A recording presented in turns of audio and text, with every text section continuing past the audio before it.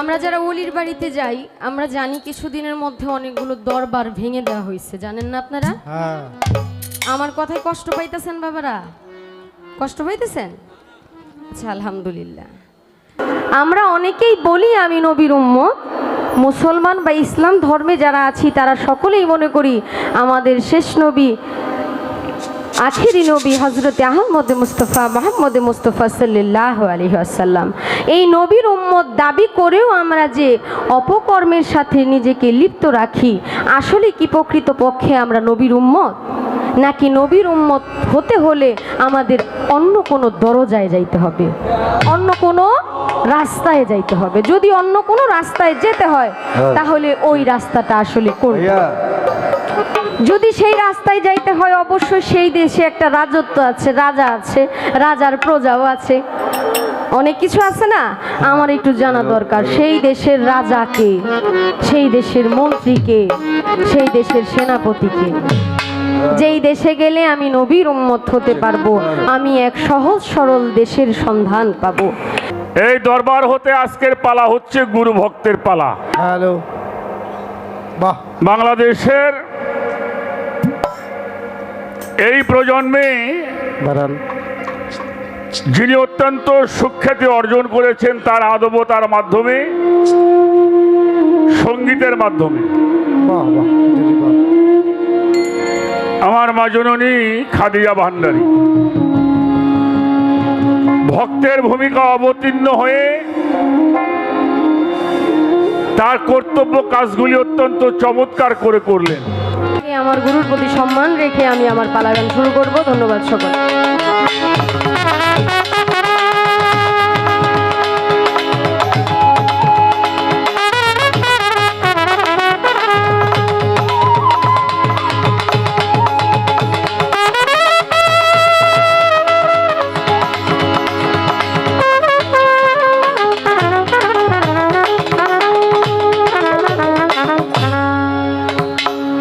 ছোট্ট করে একটা গান রাখবো।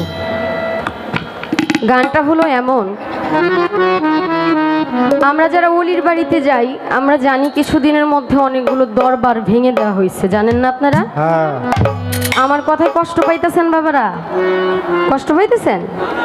আচ্ছা, আলহামদুলিল্লাহ। আচ্ছা রে বাবা, এই যে আমি আপনাকে ভক্তি দিলাম, ভালোবাসা জানাইলাম, এর জন্য কিছু নিন্দুকরা আমাকে নিন্দা করে, আমাকে কষ্ট দিয়া কথা বলে, আঘাত করে। আমি কোন দরজায় গেলে আমি বুঝতে পারবো যে আমি আসলে সঠিক রাস্তায় আছি? যারা মাজারকে ভালোবাসে না, আল্লাহর ওলিদেরকে ভালোবাসে না, তারা বলে মাজারে গেলে মাজার পূজারক। আর যারা মাজারকে বিশ্বাস করে না, অন্য পথে থাকে, তারা বলে তারা বেদিন কাফের। তা আসলে আমি কিভাবে বুঝবো প্রকৃত পক্ষে আমি নবীর উম্মত হয়েছি? আমি কাফের ফতুয়া পেলেও আমার কোনো কষ্ট নাই, আমি যদি নবীর উম্মত হই। আমি যদি নবীর উম্মত হই, আমার একটু জানা দরকার, আমার একটু বোঝা দরকার, আমি একটু বুঝতে চাই আসলে নবীর উম্মত হতে হলে আমার কোন দরজায় যাওয়া দরকার, কোন দরজায় গেলে আমি নবীর উম্মত হতে পারবো। সেই জায়গা থেকে আমার একটু জানার বাসনা নিয়ে প্রথম সুরে সুরে আমার গুরুর কাছে একটা কিছু জানতে চাই। কি হইল ভাই? হ্যালো, আমি আমার একটা মাইক্রোফোন দিব। হ্যালো হ্যালো, ঠিক আছে। হ্যালো, আচ্ছা, আমি আমার জায়গা থেকে একটা কথা জিজ্ঞেস করতে চাই, জানতে চাই, বুঝতে চাই, এরপর ইনশাল্লাহ দেখা যাক, সময় অনুযায়ী গান হবে। ধন্যবাদ সকলকে।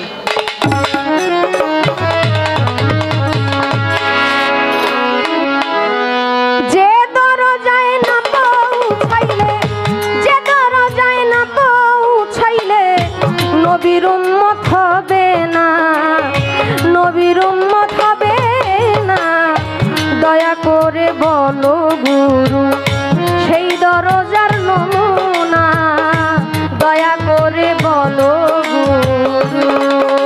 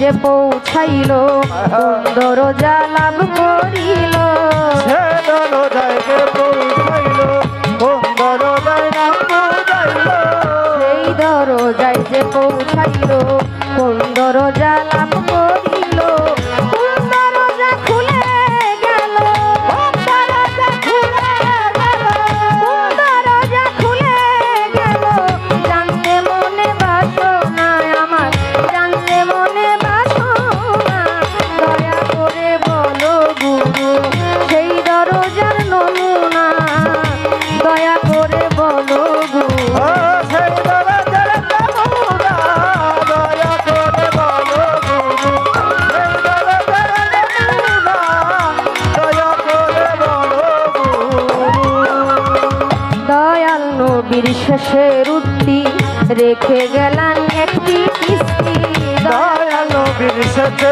রুক্তি রেখে গেলাম দয়াল নবীর শেষের উক্তি রেখে গেলেন একটি কিস্তি সেই কিস্তিতে উঠলে মুক্তি সেই কিস্তিতে উঠলে মুক্তি নইলে মুক্তি পাবে না নইলে মুক্তি পাবে না দয়া করে বলো গুরু সেই দরজার নমুনা দয়া করে বলো গুরু সেই দরজার নমুনা দয়া করে বলো গুরু সেই দরজার নমুনা দয়া করে বলো গুরু পাগল তারার এই নিবেদন সেই কিস্তির মালিক কয়জন পাগল তারার এই নিবেদন সেই কিস্তির মালিক কয়জন? পাগল তারার এই নিবেদন সেই কিস্তির মালিক কয়জন কে কোথায় রয়েছে গোপন কে কোথায় রয়েছে কে কোথায় রয়েছে গোপন আসরে করো বর্ণনা দয়া করে বলো গুরু সেই দেশের নমুনা দয়া করে বলো গুরু সেই দরজার নমুনা দয়া করে বলো গুরু সেই দরজার নমুনা দয়া করে বলো গুরু যে দরজায় না পৌঁছাইলে যে দরজায় না পৌঁছাইলে নবীর উম্মত হবে না নবীর উম্মত হবে না দয়া করে বলো গুরু এই দরজার নমুনা দয়া করে বলো গুরু এই দরজার নমুনা দয়া করে বলো গুরু এই দরজার নমুনা দয়া করে বলো করে বলো গুরু সেই দেশেরই নমুনা আসলে দেশটা কি এই দেশের মতোই নাকি এই দেশ থেকে একটু ভিন্ন রকম দেশ কারণ আমরা মুসলমান অনেকেই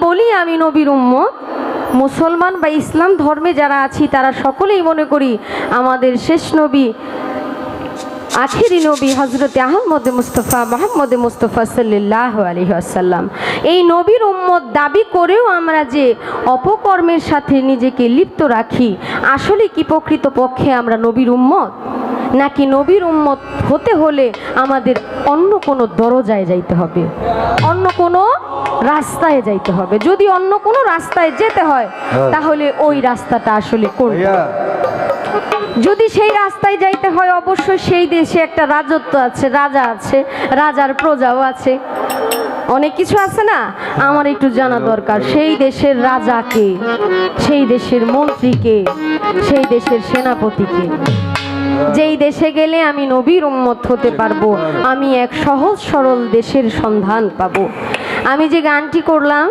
এই গানের মধ্যে অনেক কিছু জানতে চাওয়া হয়েছে আমি জানি যিনি একটা কথাকে 10টা কথা দিয়ে বোঝাতে পারে সেই প্রকৃত গুরু হয় আমার বাবা জানের অনেক ভক্তবৃন্দ আছে আমি জানি আমার কথা আপনাদের তেমন বেশি ভালো লাগবে না কারণ গুরুকে বসিয়ে রেখে এত কথা বলা উচিত না কারণ গুরুর প্রতি সম্মান রেখেই বলছি কারণ ওনার চোখের দিকে তাকানোর দুঃসাহস আমার নেই ভক্ত মানে এমন যে আমার গুরু কি বলতে চায় তার মুখের দিকে তাকাইলেই আমি বুঝতে পারবো। আসলে সেই পর্যায়ে তো আমি এখনো যাইতে পারি নাই। আমার গুরু কি বলতে চায়, আর গুরুর প্রতি আমার যে একটা মহব্বত প্রেম হবে। আমি তো একজন নাদান, আমি যে একজন নালায়েক, গুরুর প্রতি সেই মহব্বত আমার জাগবে কিভাবে, আমি কিভাবে বুঝবো? আমি তার নামে নিজেকে উৎসর্গ করে দিয়েছি, কিন্তু তবু আমার মনে হয় আমি তার প্রেমে নিজেকে বিলীন করতে পারি নাই। তা আমি কিভাবে সেই জায়গায় পৌঁছাবো, এই বিষয়টা নিয়ে আমার বাজান একটু কথা বলবে। যেহেতু একজন আল্লাহর ওলির বাড়িতে এসেছি, মোবারক শাহ বাবার ভক্ত রফিক শাহ, আমি দয়ালদেরকে স্মরণ করে, আমার মুর্শিদকে স্মরণ করে, যার যার মুর্শিদকে বর্জকে রেখে এই গানটি শুনবেন। আশা করি আপনাদের ভালো লাগবে। আমি চেষ্টা করছি আমাদের খুব বিখ্যাত একজন কবির লেখা একটি গান গাওয়ার জন্য। আশা করি আপনাদের ভালো লাগবে। ধন্যবাদ।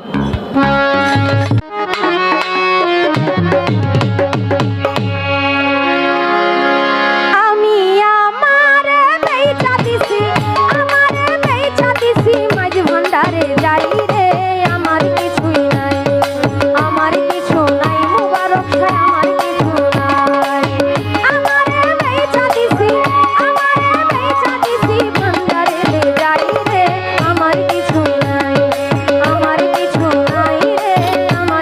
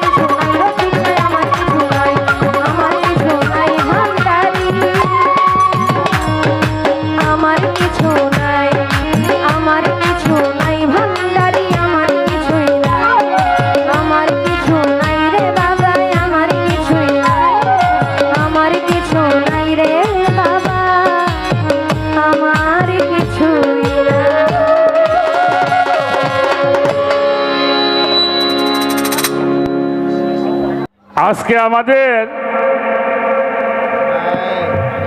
টাইমটা একটু কমান। এই মহান দরবার শরীফ থেকে বাবা এই রিভাবটা একটু হল টাইমটা টাইমটা একটু কমাও। হ্যালো হ্যালো আমাকগুলোই নাই। আমাদের উভয় শিল্পীর পরিচয় পর্ব শেষ হওয়ার পরে এই দরবার হতে আজকের পালা হচ্ছে গুরু ভক্তের পালা। হ্যালো বাহ বাংলাদেশের এই প্রজন্মে বারান যিনি অত্যন্ত সুখ্যাতি অর্জন করেছেন তার আদবতার মাধ্যমে, সঙ্গীতের মাধ্যমে। বাহ বাহ দিদি বাহ। আমার মা জননী খাদিজা ভান্ডারী ভক্তের ভূমিকা অবতীর্ণ হয়ে তার কর্তব্য কাজগুলি অত্যন্ত চমৎকার করে করলেন। আহা আর আমি অধম ফকির আবুল সরকার, আমাকে দেওয়া হয়েছে গুরু দায়িত্ব। তো সেই পালাগানে যাওয়ার আগে বলবো বাবা, যিনি বেশি কথা বলেন তার তো ভুল হওয়াটাই স্বাভাবিক। অবশ্যই অবশ্যই অনেক কথা বলা হবে। আমি সর্বপ্রথম সবার কাছে আগেই আল্লাহর হস্তে ক্ষমা চাই। যেগুলি ভালো এটা আপনারা গ্রহণ করবেন, আর যেটা খারাপ এটা আমাদেরকে দিয়ে যাবে। এ বাবা বসেন বসেন বসেন।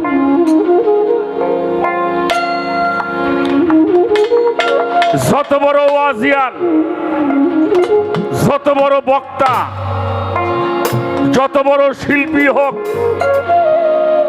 কখনোই মানুষের মনোরঞ্জন করতে পারবে না যেই পর্যন্ত শ্রোতার সঙ্গে একটা সম্পর্ক না হয়। আহা তো সেই জন্য আপনারা আমাদেরকে যা দিবেন আমরা তাই দেওয়ার জন্য চেষ্টা করব।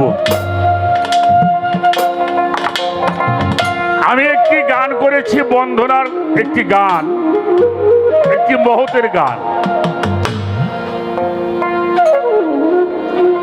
সেই গানটা হলো সামান্য তারিফ হবে না, সারা জনম গাইলে গান।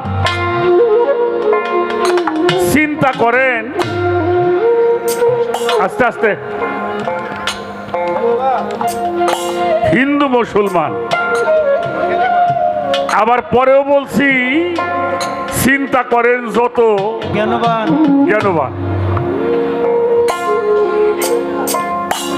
আগের কথাই যদিও সাধক গানের ছন্দ মিল করার জন্য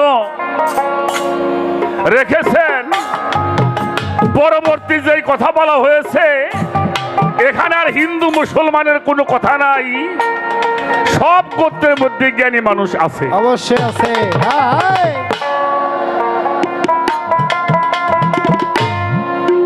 বাবা বাবা বাবা বাজান বাজান বাজান, হ্যাঁ বসে বসে খাও বাবা। এটা সাধকের গানের ছন্দে সংযোজন ঠিক রাখার জন্য তার এই ছন্দ। এই যে মানব লাগে আজব, ছিল শুক্র কীট, মায়ের পেটের ভ্রণাকারে নাছিল বুকপিট। আল্লাহ রাখিয়া মায়ের উদরে সর্বাঙ্গ তৈয়ার করে, দুগ্ধ স্তনের ভিতরে জন্ম নিয়া করি। এখানে এই কথাটা, এই জিনিসটা গ্রহণ করে নাই সে মানুষটা পৃথিবীতে নাই। আস্তে আস্তে আস্তে আস্তে কারে জিজ্ঞেস করি? আচ্ছা আমার বাবাজিরে জিজ্ঞেস করি। এই যে মুরব্বী বাবাজি, আপনার বয়স কত? 86 বছর বয়স। 86 না আপনার 87 বছর বয়স।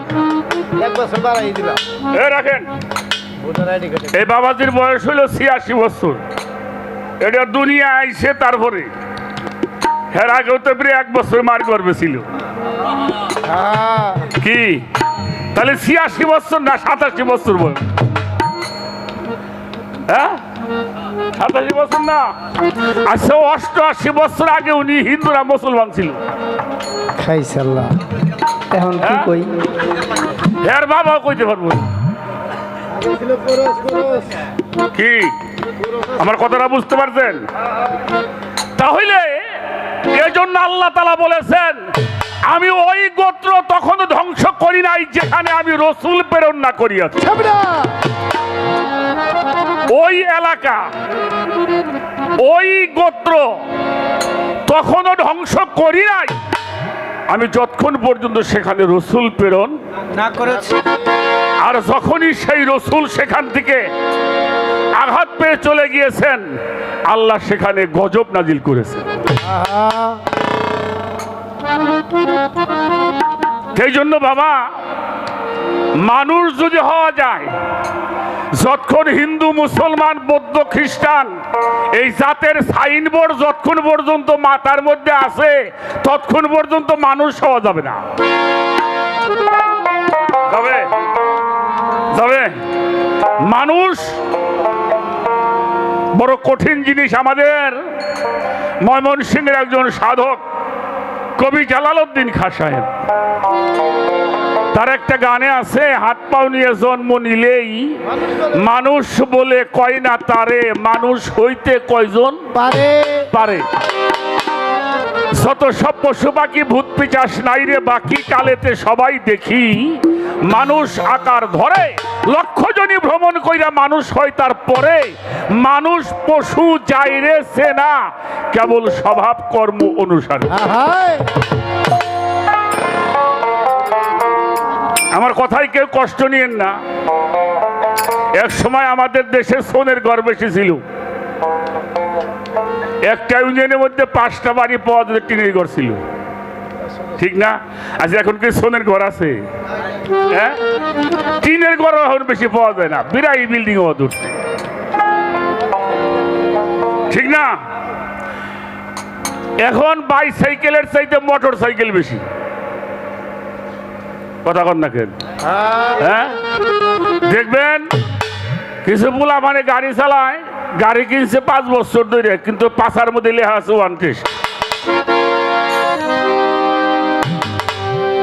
1 টেস্ট, প্লেট নাম্বার নাই আছে। আমার মতো কিছু মানুষ আছে, ওরা নামে মানুষ, কিন্তু মানুষের প্লেট নাম্বার গায়ে বসে নাই। আর মানুষ যদি হতে চাও তাহলে মানুষের সঙ্গ লাভ করো। মানুষের হয় করণ ভিন্ন কার্যদায়ে পাবে চিহ্ন, সকলেরই অগ্রগণ্য নিত্য সদাচারে। দেবজীব গুরু ভক্তি জীবে দয়া করে, পঞ্চপ্রেমে থাকলে মাখা শুদ্ধ মানুষ বলে। ভেবে কবি জালাল বলে, এই মানুষের সেই মানুষ মিলে, এক মানুষের কৃপায় কত মানুষ যাবে তোরে। জাতে জাতের একটা মানুষ আসিলে সংসারে, কোটি মানুষ তোরে যাবে ওই আল্লাহর ওলির নামে জোরে। তো এই জন্য বাবা, ওই গানের মধ্যে 2টা কথাই বলা আছে, হিন্দু মুসলমানও বলা আছে, আবার জ্ঞানবানও বলা আছে। শুনছে শুনছে শুনে নাই, আপনি এটা কই লইব না। হ্যাঁ, জীবন কাম তো এগুলি। হ্যাঁ, আর একটা প্রশ্ন, উনি আমাকে একটা ভক্তি মঞ্চে করছেন। এটা আমাদের এক সমাজে এক প্রকারের মানুষ এটা ভালো চোখে দেখে না। আবার আমরা যারা একটু এগুলি করি, আমাদেরকে মাজার পূজারি বলা হয়। আমরা কি মাজার পূজারি, বহুত কিছু কয়। ভালো, এইটা নিয়ে একটা জ্বালা যন্ত্রণার মধ্যে আছে, এটার একটা ফয়সালা করতে হবে। আর নবীর উম্মত কিসে হওয়া যাবে, তাই তো? আমার দয়াল নবীর শেষের উক্তি রেখে গেল একটা কিস্তি। কি রাখছে? মাসালা মাসালা আহলে বাইতিহি কা সাপিসালা মান্দা খালা মিন্নুহি ফানাজ্জি। আল্লাহ রসুল মুহাম্মাদুর রাসূলুল্লাহ সাল্লাল্লাহু আলাইহি ওয়াসাল্লাম উনি বলেছেন নূহ নবীর সময় একটা প্রলয় হয়েছিল কিনা? ওই নূহ নবীর সময় যখন একটা প্রলয় হলো, আল্লাহ তাআলা নূহ নবীকে বলেছিল একটা নৌকা তৈরি করবার জন্য। এটা কোরআন শরীফের মধ্যে এখনো আছে। আমার কথায় বিরক্ত হন বাবারা, আমি 2 মিনিট কথা বলি। যত নবী আসছে নূহ নবীর মতো এত চোখের পানি কোন নবী। নূহুর বাংলা হলো ক্রন্দনকারী। এত কান্না করে এত বুঝাইও একটা মানুষকে ধর্মের পথে আনতে। আল্লাহরে কইল, আল্লাহ আমার এই কষ্ট আর সহ্য হয় না, আল্লাহ আমারে তুমি নিয়ে যাও। আমার একটা কথাও মানুষ, আমার আল্লাহ বলে নূহ আমার ওই নবুয়তের পোশাকটা তুমি আমারে খুলে দিয়ে দাও। তো নবুয়তের পোশাক যদি খুলে দেওয়া হয় তাহলে তো সে শ্রেষ্ঠের কাতারে থাকতে পারে পারে না। আল্লাহ বলল নূহ একটা কাজ করো। কি কাজ করব? একটা নৌকা বানাও। এই ঘটনা আপনারা সবাই জানেন। তারপরে একটু এই নৌকাটা গভীর ছিল 40 হাত আর 120 হাত ছিল লম্বা। কিস্তি এই নৌকা বানাইলো। মানুষে কয় নূহ কি করো? কয় আল্লাহ পানি দিব তো যারা এই নৌকার মধ্যে উঠ পড়া বাঁচবো। মানুষে কয় পাগল পাকপেল লাগছে। সেই নৌকা তৈরি হইল, কিন্তু পানি হয় না। তা মানুষে কইলে এক কাজ করো, ফাঁকা জায়গায় পায়খানা করি। তো ওর চাই নূহ নবীর নৌকার মধ্যে বসে বসে পায়খানা করুম।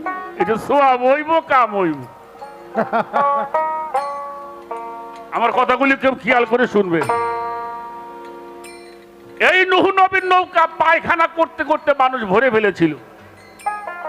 আল্লাহরে কয়, আল্লাহ এমনি মানুষ আমারে মানে না, বানাইলাম নৌকা দিলে না পানি, এখন মানুষে পায়খানা করে। আল্লাহ কইলে একটু ধৈর্য ধরো। আমি ছোট করে বলতেছি, 80, 90, 95 বছরের এক বুড়ি, ওই যে আগে দেখতেন না বেকা হয়ে মানুষ হাঁটতো, নাতিন দেখো যাই তো আইকে থুয়েছি, এটা সব হবে না। তো সিঁড়ি বাইয়ে উইটা ওই বুড়ের উপরে বসে টুপুত করে বইতে গেছে। কত অল্প 40 হাত। বাবা সেই নৌকার মধ্যে পড়ে গেছে 85-90 বছরের বুড়ি, 18 বছরের যুবতী হয়ে গেছে। আচ্ছা কোন দিক কি অবস্থা? এই দেখেন কিরামতি শুরু হয়েছে। নাতিনি কয় দাদি তুমি কিরা? কইলে আমি তোর দাদি। এটা কি? কয় আরে কথা কইস নে, এটা রহমতের নৌকা। সুবহানাল্লাহ। আগে আসলে পায়খানার নৌকা না, কি হয়েছে? রহমতের নৌকা হয়েছে। গেছে বাড়ি বুড়া, কয় তুমি কিরা? কইলে আমি বুড়ি। তুমি দেই সারি। বলে তুমি শিগগির যায় ডুব দেয়ছো, নাহলে কিন্তু আমি চলে যাবো। বুড়ে কয় বুড়ে গেলে বোয়ারামু হ্যাঁ যায় ডুব দিছে। সে 22 বছরের যুবক হয়ে গেছে। এখনো যদি কেউ নবীর নৌকার মধ্যে ডুব দেয় উনিও যুবক হয়ে যাবে। মানুষ কি শক্তিতে যুবক হয়? মানুষ জ্ঞানের পরিচয় হয়, ঠিক কিনা? অবশ্যই। তুমি যদি এখনো নবীর নৌকার মধ্যে ডুব দাও এখনো তুমি যুবক হয়ে যাবা। সুবহানাল্লাহ। যিনি যুবক হবে তিনি জান্নাতে যাবে, আর যিনি জান্নাতে যাবে তার মরণ হবে না। বিরক্ত হন মানুষ। আমাকে ফরিদপুরে একবারে ফটিক নামে এক শ্যামরা হয়েছিল, নগরকান্দায়, নগরকান্দা থানা। বাহ। ছাগল দি। আরে মেম্বার সাহেব জানেন তো, পরে ডিসি সাহেব বাস দিয়ে কুলায় না, পয়লায় তো ওই পাতিল পুতিলে ভূত দিত, পরে পুকুর বইতে থুইতো উনি খালি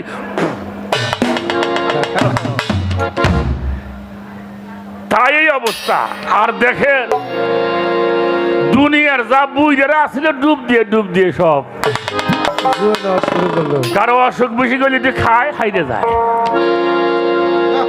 পরে দূর দূরান্তর মানুষ খবর হইনে গেছে যায় দেজের মধ্যে গু নাই, আমাকে সুশান্ত গায়ের সেবা করে। ওরা যাইয়া নৌকার ভিতর গাঙ্গেতে পানি আইনে ধুয়ে একটু খায়, একটু বোতলে করে বাড়ি নেয়, ওরাও তাজা হয়ে যায়। ইমন চকচকা হইছে নৌকা। আরে বলো আছে নুহুরে কয় আল্লাহ, ও নুহু এখন কি মনটা? আর নুহু কয় না আল্লাহ খুব ভালো দেখতেছে। আমার রাসূল বলেছেন আমার উম্মতের জন্য, আমার উম্মতের নাজাতের তরি হইলে আমার আহলে বায়াত, আহলে বায়াত, আহলে বায়াত। যারা ওই নৌকার মধ্যে উঠবে তারা কখনোই হালাক হবে না, তারা হবে জান্নাতি। সুবহানাল্লাহ। আমি তোমাদের জন্য দুইটা ভারী বস্তু রাখলাম, একটা হলো কিতাব আল্লাহি কিতাব, আর একটা হলো আমার আহলে বায়াত, আহলে বায়াত, আহলে বায়াত। সেই আহলে বায়াতের ধারায় যেই সমস্ত ওলিরা দুনিয়াতে আসছে তাদের কাছে আত্মসমর্পণ করলে নবীর উম্মত হওয়া যাবে। সুবহানাল্লাহ। কি বলেন? যতক্ষণ পর্যন্ত এখানে আত্মসমর্পণ করবে না, আত্মসমর্পণকারী হলো মুসলমান।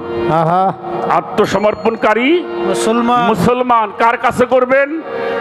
নবীদের সময় নবীদের কাছে, আতি আল্লাহ আতি রসুল ওয়ালিল আমরে মিনকুম। আমার রসুল এবং ওলিদের কাছে যারা আত্মসমর্পণ করলো তারাই হয়ে গেল নবী। যারা এটা করে নাই তারা নবীর উম্মত হইতে পারবে না। পারে নাই।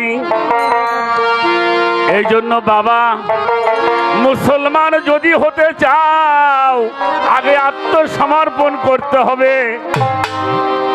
নবীদের সময় নবীদের কাছে। আর বেলায়েতের যুগে আমার মাওলা আলী ফাতেমার ঘর থেকে যেই সাজদা নামা আসছে, এরা সবাই আমার নবীর সন্তান। আর যারা নবীর সন্তানের কাছে আত্মসমর্পণ করলো তারাই হয়ে গেল মুসলমান।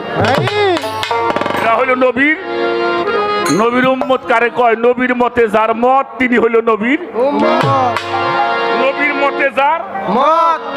যেই গুরু, যেই মুর্শিদ, যেই পীর, যিনি দাইমি সালাদ শিক্ষা দেওয়া জানে না, তিনি প্রকৃত গুরু হতে পারে।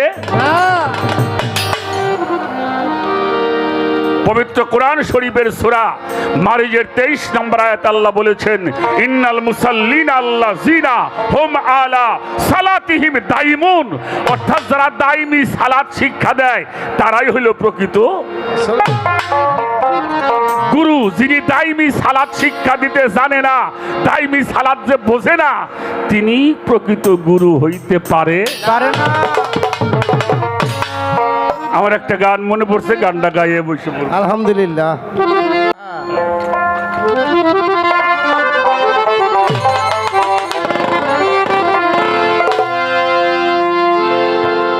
আচ্ছা বাবা, হাসরের মাঠ আপনারা মানেন না? অবশ্যই অবশ্যই মানে হ্যাঁ? অবশ্যই। সেই সময় যে পাপ করে মাপ চাইলি কাম হইব? জীবন হলো না। মাপের ব্যবস্থাও এখান থেকে কইরে যাইতে হবে। পাপটা যেমন এখানে করছাও, আরে। মাপটাও তোমাকে এখান থেকে চাইয়া যাইতে হবে। গুনাহ খাতা মাপ করাইয়া মর, নবীর হাদিস পড়। গুনাহ খাতা মাপ করাইয়া মর, গুনাহ খাতা মাফ করায়া মোর নবীর হাদিস পড়। গুনাহ খাতা মাফ করায়া মোর, গুনাহ খাতা মাফ করায়া মোর নবীর হাদিস পড়। গুনাহ খাতা মাফ করায়া মোর। ওরে হাত দিয়া নায়েবের হাতে,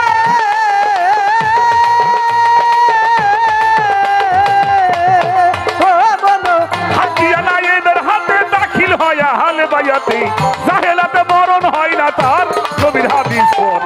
গুনাহ খাতা মাফ করাইয়া মর জগতে, গুনাহ খাতা মাফ করাইয়া মর, নবীর হাদিস পড়। গুনাহ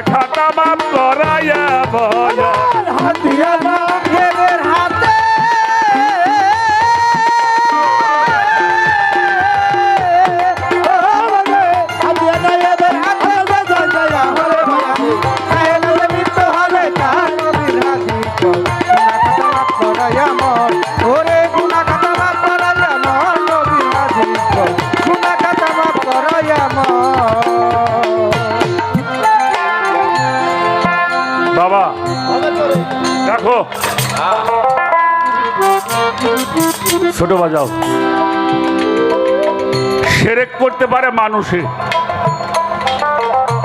গরু বাছুর সেরেক করতে পারে আমার কথা বোঝা যায় একমাত্র সেরেক করতে পারে মানুষ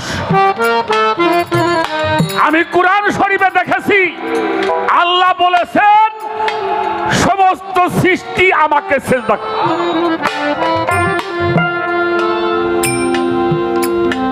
সমস্ত সৃষ্টি কি করে জিন ফেরেশতা মানব দানব শ্রীগাল কুকুর 18,000 মাখলুকাত আল্লাহকে সেজদা করে। আচ্ছা আমার দয়াল নবীরে গাছে সেজদা করে নাই? করে নাই? করছে বৃক্ষ নবীরে সেজদা করে নাই? আবু জেহেল বলেছিল মুহাম্মদ যদি এই বৃক্ষ খেজুর বৃক্ষ তোমাকে সালাম করে তাজিম করে সম্মান করে তাহলে বলবো তুমি আল্লাহর নবী।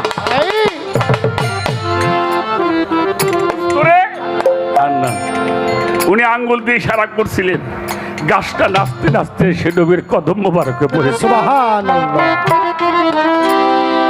আমার হুজুর ইশারা করলেন আবার গাছটা জায়গায় গিয়ে বনের পশু নবীকে সেজদা করেছে। ছোটকালতে শুনছি একটা গান শুনছেন না দিনের নবী মোস্তফায় রাস্তা দিয়ে হরিণ একটা বান্দা ছিল শোনেন নাই? যারা যেই হরিণ আমার নবীর কদম মোবারক চেটে একটু ঘাম খেয়েছিল কস্তুরি হয়ে গেল। সুবহানাল্লাহ। বাবাজি যারা 18,000 মাখলুকাত সেজদা করে একমাত্র আবু জেহেল যারা তার নবীকে সেজদা করে নাই। চন্দ্র সূর্য নবীকে সেজদা করেছে করে নাই? হাতের ইশারায় চন্দ্র 2 খণ্ড হয়েছে। সেই নবীর উম্মত আমরা। আর সেই নবী নিয়ে কত কথা আমাদের সমাজে বলে। কোরআন শরীফের একটা সূরার নাম হলো সূরা হুজরাত। যাদের কাছে মোবাইল আছে খোলেন আমি বলি দেখেন মেলে কিনা। সূরা হুজরাত 2 নম্বর আয়াত। রাসূল পাক সাহাবাদের নিয়ে বসে আছেন। বনি তামিম গোত্রের থেকে একজন মানুষ আমার হুজুর পাকের কাছে আসলেন। ছোট খুব ছোট বাজাবা বাজার না বিরক্ত হন। আমার হুজুর পাকের কাছে আসলেন ইয়া রাসূলুল্লাহ আমাদের একজন নেতার দরকার। এই এলাকায় যদি এই যে আমার বাবা যান রফিক শাহ বাবা আমার মুবারক শাহ বাবার খলিফা তাই তো এই এলাকার মানুষ তার সঙ্গে যোগাযোগ করত। আমাদের একজন নেতা তৈরি করে দেন যাতে আমরা তার সঙ্গে সবাই তো আসতে পারে না অনেক মানুষ মুসলমান হয়েছে তো রাসূল পাক কাকে পাঠাবে চিন্তা করছেন হঠাৎ করে আবু বকর সিদ্দিক রাদিয়াল্লাহু আনহু একজনের নাম বললেন। উনি একজন নাম প্রস্তাব করলেন। হযরত ওমর বলল না তোমারটা হবে না অমুকরে পাঠানো হোক। দুইজনের মধ্যে দুই ভাইয়ের মধ্যে কথা কাটাকাটি হয় না এরকম হয় না? এই কথা কাটাকাটি করতে করতে তাদের কণ্ঠ সুর উঁচু হয়ে গেল দাঁড়ানোর অবস্থা। আল্লাহ তাআলা সঙ্গে সঙ্গে কোরআন শরীফের সূরা হুজরাত পাঠাইলেন। 2 নম্বর আয়াতে বলছেন হে রাসূল আপনি বলে দেন যারা আপনার সামনে বসে আপনার কণ্ঠের চাইতে উচ্চ কণ্ঠে কথা বলবে তাদের আমলগুলি ছিনিয়ে নেওয়া হবে। কি করা হবে? ছিনিয়ে নেওয়া হবে, বরবাদ হয়ে যাবে, মুনাফেক হওয়ার সম্ভাবনা আছে। ছোট এমন ভাবে বসলেন,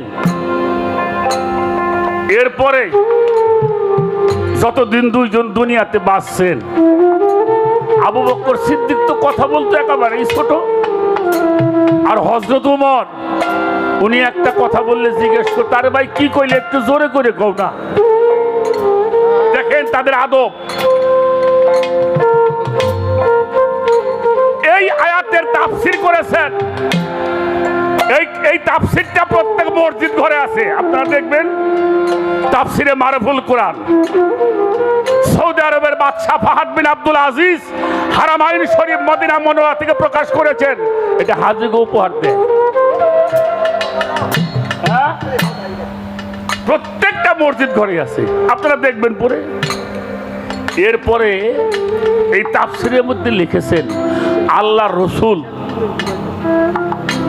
জীবদ্দশায় থাকতে তাকে যেমনি তাজিম, সম্মান, শ্রদ্ধা, ভক্তি করা হয়েছে, নিচু ভাষায় কথা বলা হয়েছে, তদ্রূপ এখনো মদিনা মুনাওয়ারায় গিয়ে তার রওজা পাকের মধ্যে ঠিক ওইভাবেই কথা বলতে হবে।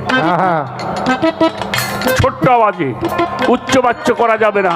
যেমনি তাজিম করেছে, সম্মান করেছে আনসারীরা, বিভিন্ন দেশের রাজা বাদশারা এসে নবীর কাছে ইসলাম গ্রহণ করেছেন, ওনারা আগে এসে দয়াল নবীর হাতের মধ্যে চুমা দিয়েছেন, পায়ের মধ্যে।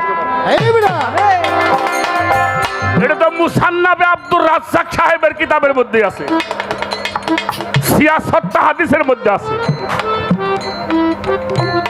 শুধু তাই নয়, এখনো রসুল পাকের রওজার সামনে গিয়ে তাজিম, সম্মান, ছোট ভাষায় কথা বলতে হবে, কেননা আমার রসুল পাক এখনো রওজার মধ্যে জিন্দা। জোরে জোরে কোন সুবহানাল্লাহ।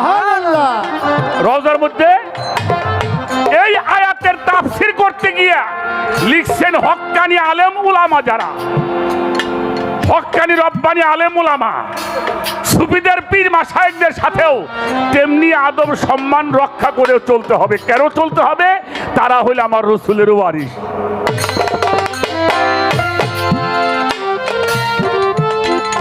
তারাও যেমনি সাহাবারা আমার হুজুর পাককে যেমনি তাজিম সম্মান করেছে, হক্কানি রব্বানি আলেম ওলামাদের কাছে গিয়েও আপনাকে ছোট ভাষায় কথা বলতে হবে, আদব রক্ষা করে চলতে হবে। যদি তার বাড়িতে কিছু জানতে চান, তাকে যে ডাক দেওয়া যাবে না, আপনি দরজায় বসে থাকবেন, উনি উঠলে কথা বলতে হবে। এই জন্য যদি নবীর উম্মত হইতে চাও, তাহলে এখানে এসে আগে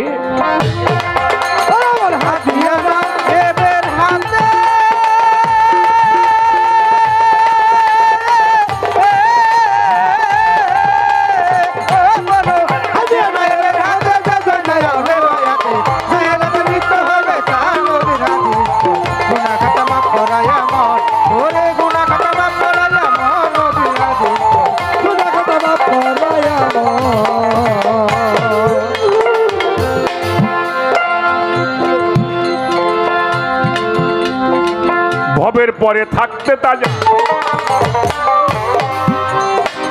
মাফ করাইয়া গুনার বুঝা, কবর হতে উঠিও হাসো,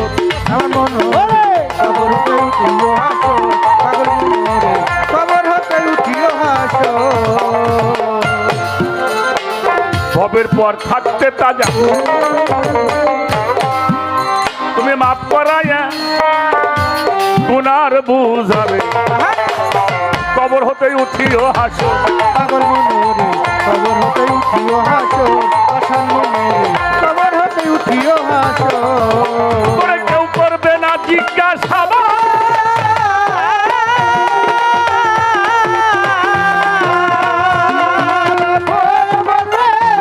করবে না জিজ্ঞাসাবাদ, কামেল পীরের হইলে বায়া,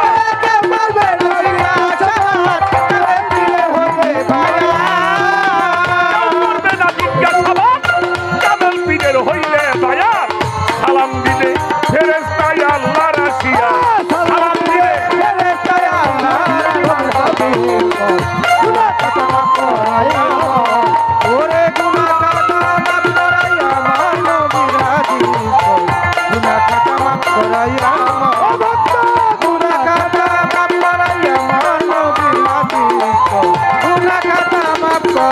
আমার ছোট বাজাও, আমার কথাবার্তা শেষ। যারা মাদ্রাসায় লেখাপড়া করেন তারা ভালো জানেন, যখন হাদিস পড়তে যায় আমাদের ছেলেরা ৬৬টা হাদিস প্রথম পড়ানো হয় মেশকাত শরীফ, লাস্টে পড়ায় বুখারী শরীফ। যেটা মেশকাতুল মাসাবি, এই মেশকাত শরীফের মধ্যে জিল্লে সানির ১২৮ পৃষ্ঠার মধ্যে উল্লেখ করেছেন হযরতে আব্দুল্লাহ ইবনে ওমর, উনি উল্লেখ করেছেন ওমান মাতা আলাই সাফি আনুহি মাইতা ফি জাহিলিয়াত, কোন মানুষ যদি বায়াত ব্যতীত মারা যায় তার মরণটা হবে জাহিলিয়াতের মতো। তাহলে জাহেল থেকে মুসলমান হতে হবে, আর যিনি মুসলমান হয় উনি নবীর উম্মত হয়। যিনি মুসলমান হতে পারলো না সে নবীর উম্মত হইতে পারলো না। তাই সাধক তার গানের মধ্যে সেই কথাটাই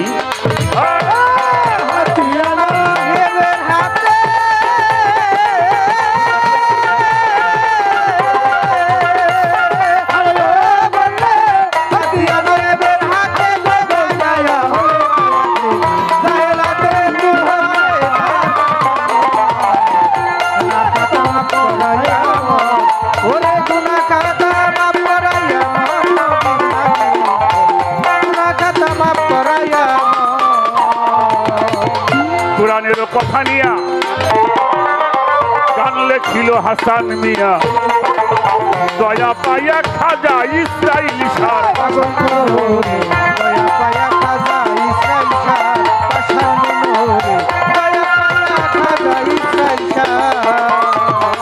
কোরআনের ওই কথা নিয়া গান লেখিল হাসান মিয়া, দয়া পাইয়া খাজা ইসরাইল শাহ।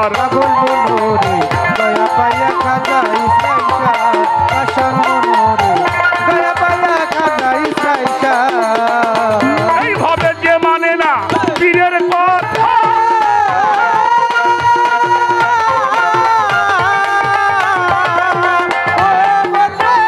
যে মানবে না পীরের কথা সেটাই নবীর প্রাণে রাখা।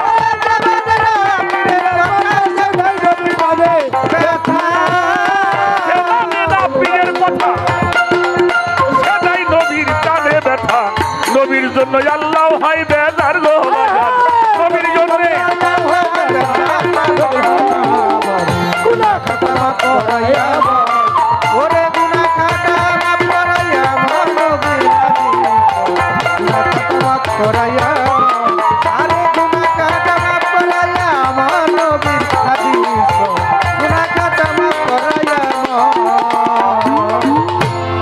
ছোট বাজারে পলাশ। বাবা, আমার কথায় আপনারা বিরক্ত হন? আচ্ছা, কোরআন যদি কিছুর ফয়সালা করে সেখানে হাদিস লাগবে? হ্যাঁ, হাদিসের দরকার নাই তা বলবো না। যেখানে কোরআন ফয়সালা করবে আর কোনো কথার প্রয়োজন পড়ে না। কেন বললাম? আল্লাহ রসুল বলেছেন কোরআন শরীফের সূরা আশ-শুরা 23 নম্বর আয়াতে, কুল্লা আসআলুকুম আলাইহা আজরান ইল্লাল মাওয়াদ্দাতা ফিল কুরবা, তোমাদের কাছে আমি কিছুই চাই না, এই রিসালাতের পারিশ্রমিকের বিনিময়ে শুধু আমার আহলে বায়াতের মহব্বত। আর সেই আহলে বায়াতকে জানতে হলে আপনাকে একজন কামেল পীর মুর্শিদ আপনাকে গ্রহণ করতে। আমাদের দেশে কিছু মানুষ আছে বাবা, আমি বুঝি না, আমার ভুলও হইতে পারে, তারা কয় কিছু কিছু কথা বললে কয় ওটা তো আগের নবী গো, শরীয়ত ছিল।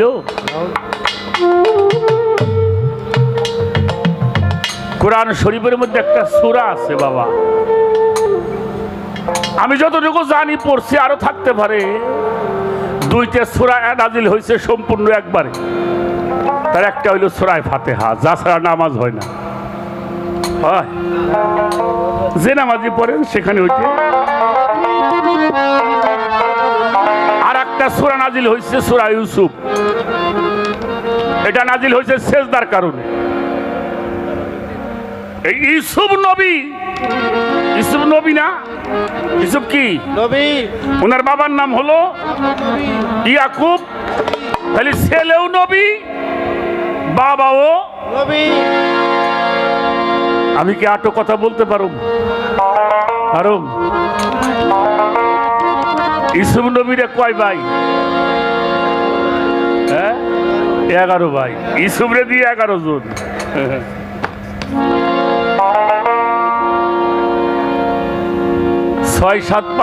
6 বছর বয়স, রাত্রে শুয়ে ঘুমাইছে, স্বপ্নে দেখে ইউসুফ আকাশের সূর্য চন্দ্র 10টি নক্ষত্র ইউসুফ নবীর পায়ের মধ্যে সেজদা করে। এটা আছে না? হ্যাঁ, তো সকালবেলা বাবা, এই যে আমার বাবা বসে রয়েছে, বাচ্চা মানুষ তো বাবার কোলের মধ্যে বসে মুখের মধ্যে হাতাই দিছে, বাবা বাবা আমি একটা স্বপ্নে দেখছি বাবা। ইয়াকুব নবী কয়, কি স্বপ্নে দেখেছো? বললো, স্বপ্নে দেখলাম আকাশের সূর্য চন্দ্র 10টি নক্ষত্র আমার পায়ের মধ্যে সেজদা করে। সুবহানাল্লাহ বলেন না? সুবহানাল্লাহ। ইউসুফ নবীকে বুকের মধ্যে জড়াই ধরে বলছিল, তুই তো একদিন আল্লাহর নবী হবি। সুবহানাল্লাহ বলবেন না? সুবহানাল্লাহ। তুমি একদিন নবী হবা। তবে একটা কথা বলি বাবা, এই কথাটা তোমার ভাইদের কাছে বইল না, তোমার শতালো ভাই তো। বাবা আমার কথাটা মাফ করে দিয়েন, রক্তে খুব বিরক্ত করে, রক্তে খুন করে, কিন্তু যারা তরিকার ভাই তারা কোন দিকে কাউরে খুন করে না, করে না। কথাটা জানাজানি হয়ে যাওয়ার পরে তার ভাইয়েরা ইউসুফকে মেরে ফেলবে এটাই সিদ্ধান্ত নিল। দেখেন রক্তে কি করে। অনেক বড় ঘটনা বলুম না, ওনাকে যেভাবে নিয়ে গেল হরিণ শিকারের কথা বলে, বাবা দিতে চাইল না। যখন উনি তো বুঝতে পারছে যে আমার ছেলের ওরা বাঁচাই রাখবো না, আল্লাহ বলল, হে নবী আমার উপরে সবকিছু অর্পণ করা, আমি আল্লাহ হেফাজত করব। সুবহানাল্লাহ। বাবা আমি আল্লাহর উপরে সবকিছু অর্পণ করতে পারি না, আল্লাহ আমার হেফাজত করলো, দিয়ে দিলেন। দেখেন ইউসুফ নবীকে কুয়ার মধ্যে ফেলে দিল, দেয় নাই? ইউসুফ নবী বাঁচে নাই। এই জন্য মুরব্বীরা বলতো, রাখে আল্লাহ মারে কে। যদি আল্লাহ রাখে তারা কেউ মারতে পারবে না। গুতে আর চোটে বুঝবি লালন দিনে দিনে।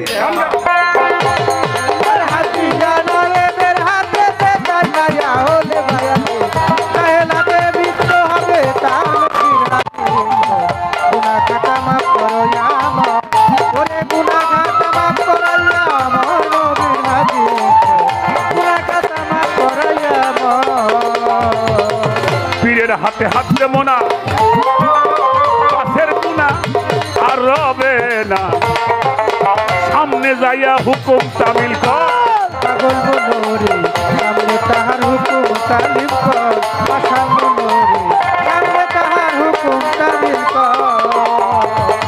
পীরের হাতে হাত দেবো না, পাশের গুনা আর রবে না, সামনে যাইয়া হুকুম তামিল কর। পাগল বনরে সামনে যাইয়া হুকুম তামিল কর, পাষাণ বনরে সামনে যাইয়া হুকুম তামিল কর।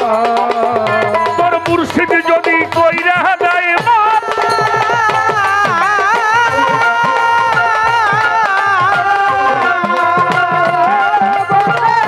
ওরে আমার মুবারক শাহ বাবা, আমার ভান্ডারি দুর্গাপুরি, মুর্শিদ যদি কইরা যাইবার থাকবে না আর এ দেহে বাপ থাকিবে না, কাল সমনে ডর নবীর হাদিস পর গুনাহ খাতা মাপ করাইয়া মর জগতে গুনা খাতা মাপ করাইয়া মর নবীর হাফিজ বর গুনা খাতা মাপ করাইয়া মর হাতিয়ানা রেবের হাতে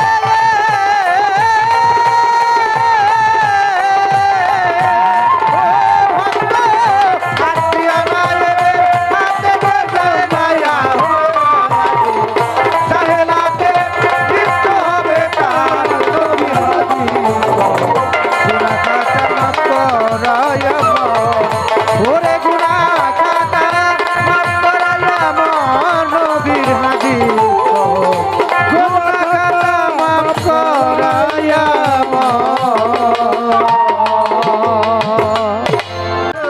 ওরে সর্বসাদর্শিত হইবেন মানুষ গুরু নিষ্ঠাতার হবে মানুষ গুরু নিষ্ঠাতার হবে মানুষ গুরু নিষ্ঠাতার।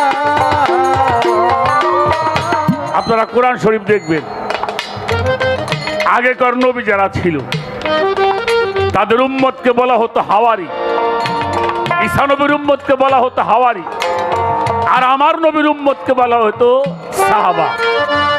কি নবীর কি সাহাবা আর এই জামানায় পীর মুর্শিদের হয় ভক্ত, এই সাহাবা ভক্ত হাওয়ারি। সর্বসাদর্শিত হইবেন নিষ্ঠাতার হবে মানুষ গুরু নিষ্ঠাতার। ওরে নিরাকারে জ্যোতির্ময় যে আকার সাকার রূপ ধরে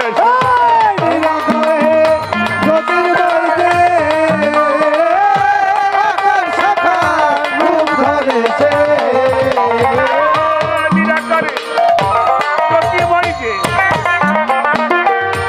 আকার সাকার রূপ ধরে ও যেই দিব্য জ্ঞানী হয় সেই জানিতে পায়, দিব্য জ্ঞানী হয় সে জানতে পায় কলির যুগে মানুষ অবতার মানুষ গুরু নিষ্ঠা যার ভবে মানুষ গুরু নিষ্ঠা যার।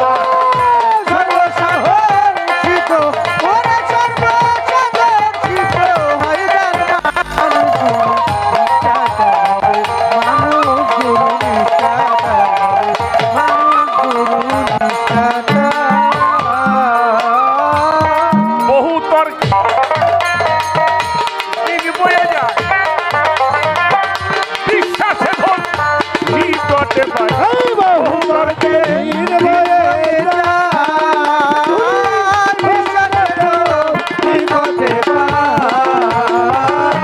আর বহু তর্ক দিন বয়ে যায় মুবারক সাবাবা বিশ্বাসে ধন নিকটে পায় সিরাজ সাইডেকে বলে লালনকে সিরাজ সাইডেকে বলে লালনকে কুতর্কের দোকান করিস নে আর মানুষ গুরু নিষ্ঠা যার ভবে মানুষ গুরু নিষ্ঠা যার। সর্বসাদর্শিত ওরে সর্বসাদর্শিত হইবেন মানুষ গুরু নিষ্ঠাতার হবে মানুষ গুরু নিষ্ঠাতার হবে মানুষ গুরু নিষ্ঠাতার। বহু তর্কে দিন বয়ে যায় বিশ্বাসে ধন নিকটে পায় বহু তর্কে বয়ে যায় বিশ্বাসে তো নিকটে পায়। আর বহু তর্কে দিন বয়ে যায়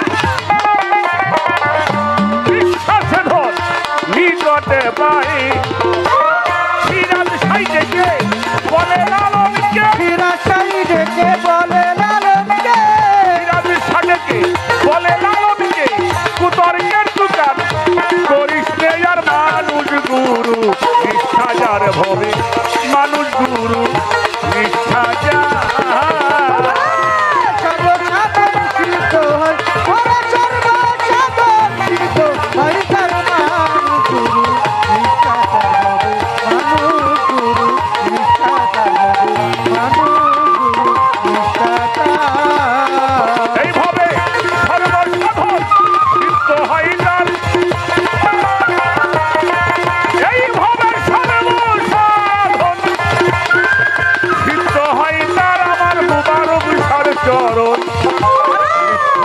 যান